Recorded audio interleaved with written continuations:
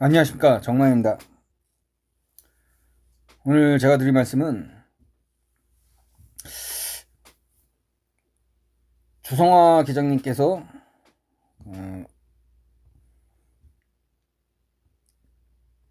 말씀하셨던 그 난파 공작원의 최후에 대해서 제가 좀 다른 버전을 소개시켜 드리려고 합니다. 이 내용의 원형은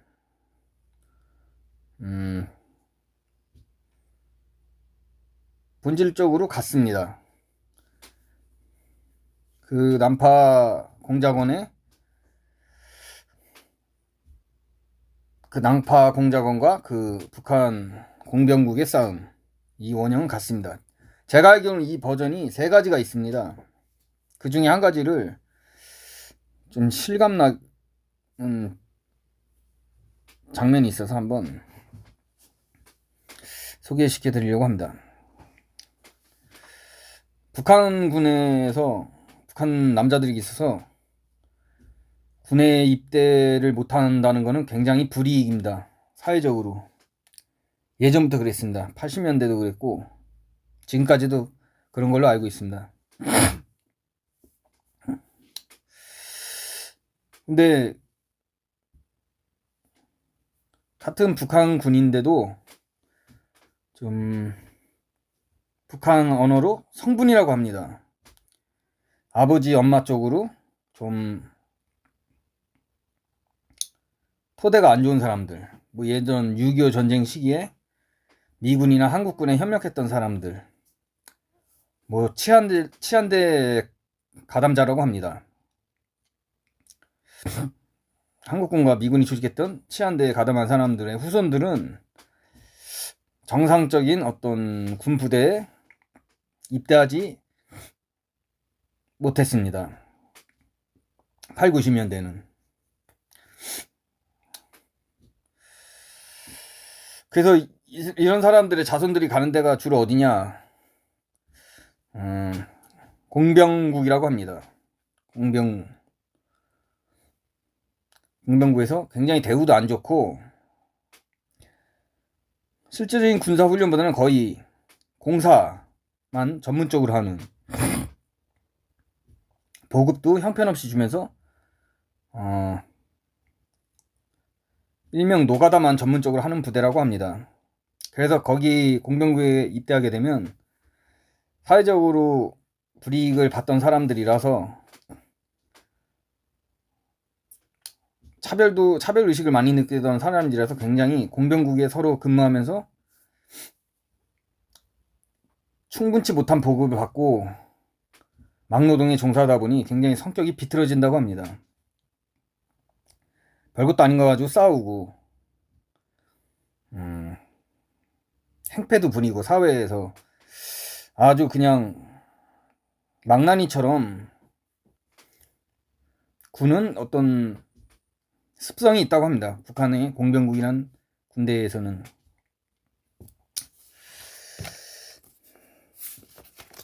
이 사건이 일어난 건 82년도 10월 달입니다. 자강도 쪽으로 이동하던 공병국 군인들이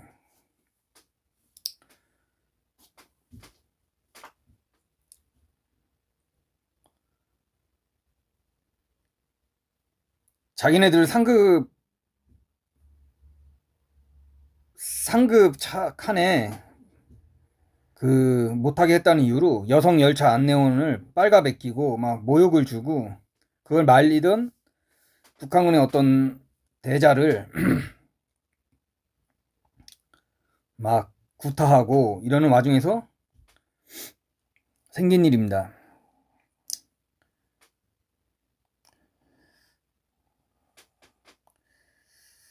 그거는 무엇이냐?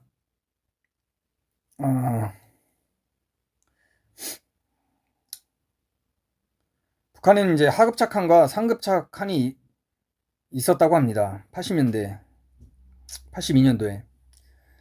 상급차 칸에는 공병국 군인들이 못하고 있는데 못하게 돼 있는데 주로 좀 높은 신분의 어떤 공화국 영웅이라든지 막 좀 신분이 높은 사람들이 타게 돼 있는데, 이 공병국 이 부대가 워낙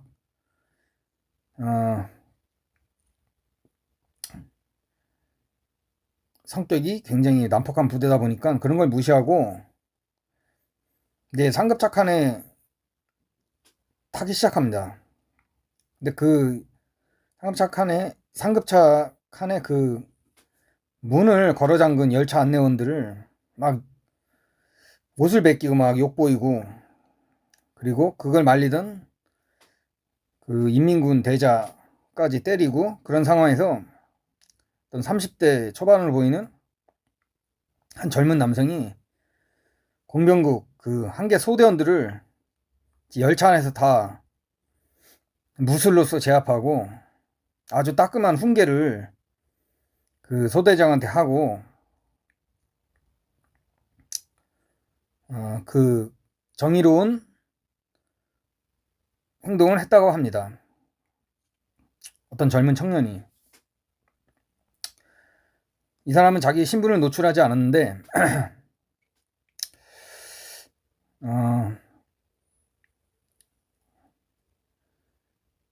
자강도 인근의 어떤 농촌에서 내렸다고 합니다.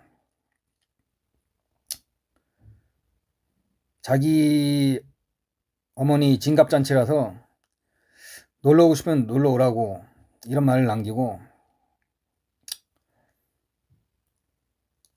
근데 그 공병국 부대가 자강도 자기네 목표지에 가고 나서 소대원들이 매맞은 걸 흥분한 그 공병국의 그 대대장이 중대원을 집결시켜가지고 한 80명 정도를 집결시켜가지고 3일 뒤에 그 청년의 그 집으로 찾아갔다고 합니다. 이 내용은 그 북한 공병국에서 근무했던 실제 참가자의 그 회고를 토대로 지금 말씀드리고 있습니다. 그래서 공병국 대대장이 80명이 이끄는 공병국 대원들을 이끌고 그 청년한테 본때를 보이기 위해서, 복수를 하기 위해서 가게 됩니다. 도끼와 톱 이런 어떤 무기들로 중무장하고 그 청년의 집을 방문하게 됩니다. 이게 82년도 10월 달의 일이었다고 합니다.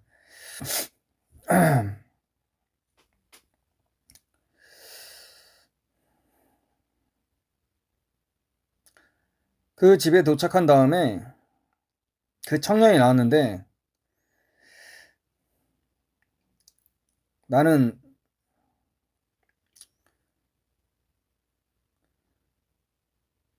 내가 때린 건 잘못했다, 열차에서. 그렇지만 열차에서 당신네 부대원들이 너무나 폐륜적인 짓거리를 했기 때문에 그걸 말리는 와중에서 본의 아니게 폭력을 행사했다. 미안하다. 당신의 부대원들을 때려서 우리 어머니 진갑잔치 날에 같이 모여 술이나 한잔 하자. 이렇게 그 대대장을 달랬다고 합니다. 근데 대대장이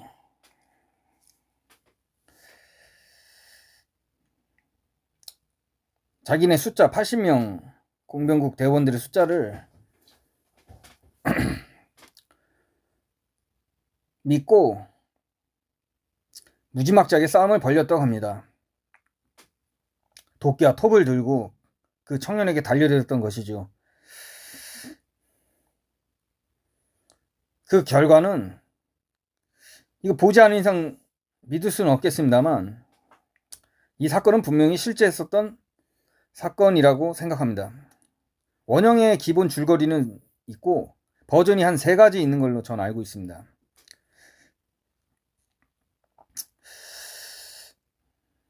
그래서 그 청년이 진짜 무슨 이소룡처럼, 우리 여기 한국식으로 얘기하면 이소룡처럼 엄청난 무술 실력을 보이면서 공병국 대원들을 80명이랑 싸움을 벌여서 그 중에 21명이 사망했다고 합니다. 싸움 와중에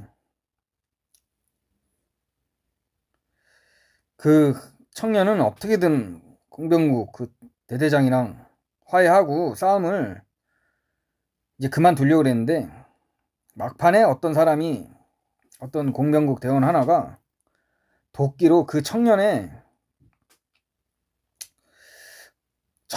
허리를 찍어가지고 그 청년도 불행하게도 사망했다고 합니다.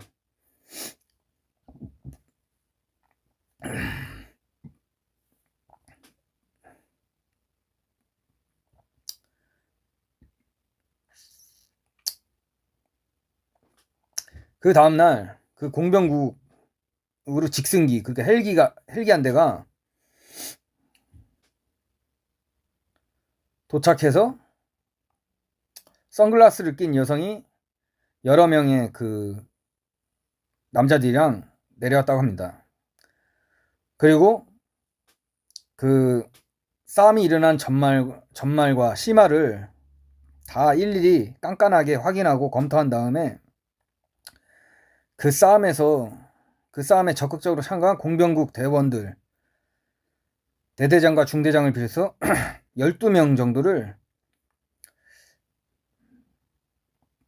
당 중앙위원회 위임에 의해서 처형하겠다고 선언하고 바로 공개 총살을 했다고 합니다.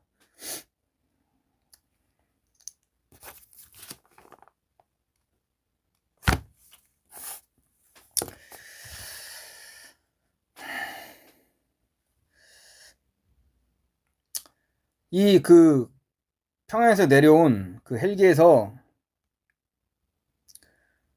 내린 어떤 선글라스 낀 여성이 말하기를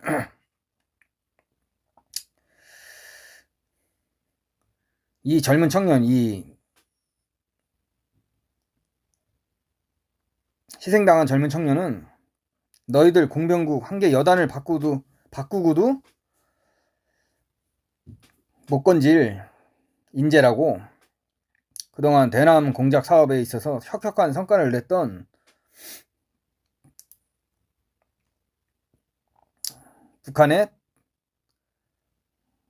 귀중한 보배인 어떤 난파 공작원이었다고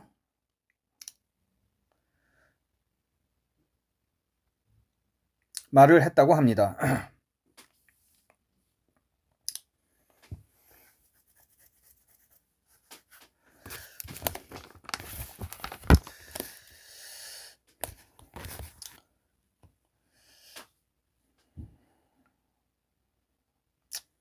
그러니까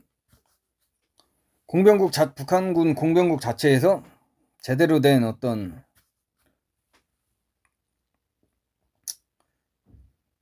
예의도 갖추지 않고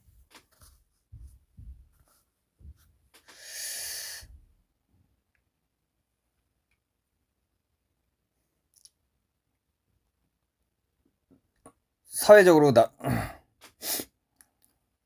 나쁜 행위를 하는 과정에서 우발적으로 터져나온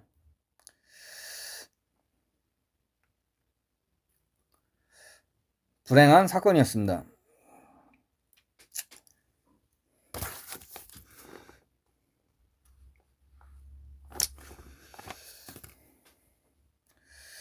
아직 한국에서는 북한의 그 대남 특수 공작에 대해서 전혀 경각심도 없고 연구하는 사람도 드문 걸로 알고 있습니다. 그래서 제가 말씀드리고 싶은 건, 이 이야기를 전해준 분에 의해 따르면 이 그 공병국 대원들이랑 싸우다가 죽은 이 청년은 아버지의 그 성분이 굉장히 안 좋았고, 옛날에 그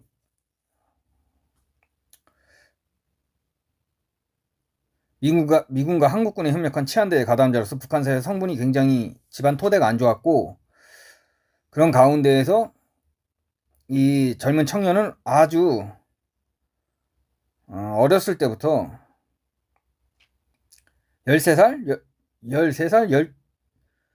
그 정도 나이부터 비밀리에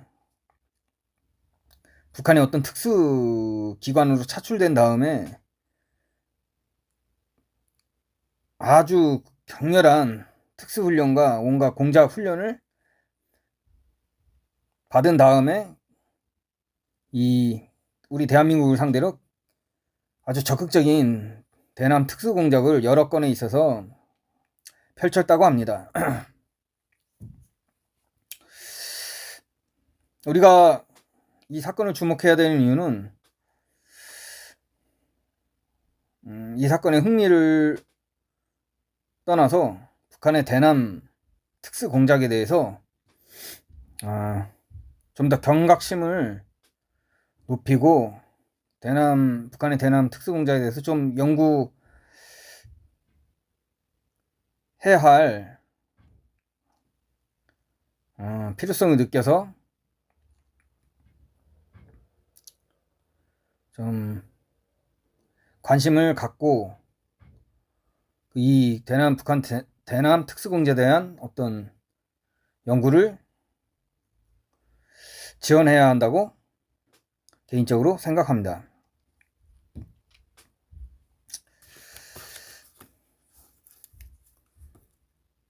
제가 아마추어지만 여러 북한에 대해서 좀 공부를 함으로써 느끼는 것은 아직 우리 대한민국 북한에 대해서 모르는 게 많다. 북한의 무서운 어떤 군사 전략 전술이라든지 북한의 대남 특수공작 여기에 대해서 좀 많이 관심이 퇴색하지 않았나 저는 개인적으로 생각하고 있습니다. 앞으로 북한 대남 특수공작에 대해서 더욱 적극적이고 확대된 연구가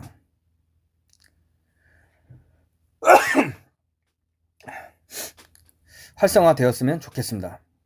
오늘 방송은 여기까지 하겠습니다. 시청해주셔서 감사드립니다. 감사합니다.